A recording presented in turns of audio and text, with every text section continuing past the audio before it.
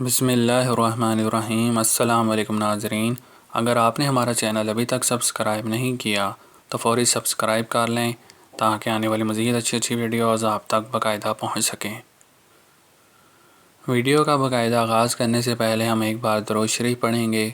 اللہم صلی علی سیدنا محمد بعدد کل داء و دواء وبارک وسلم۔ حدیث شریف میں آیا ہے کہ حضور نبی کریم صلی اللہ علیہ وآلہ وسلم سجدہ تلاوت میں یہ دعا 3 بار پڑھا کرتے ہیں۔ دعا یہ ہے: سجد وجہی للذی خلقہ وصورہ وشق سمعہ وبصرہ بحولہ وقوتہ فتبارک اللہ احسن الخالقین، یعنی میرے چہرے نے سجدہ کیا اس ہستی کے لیے جس نے اسے پیدا کیا اور اس کی صورت بنائی اور کھولے اس کے کان اور آنکھیں اپنی خاص حفاظت اور امداد کے ساتھ۔ برکت والا ہے اللہ، بہت اچھا پیدا کرنے والا۔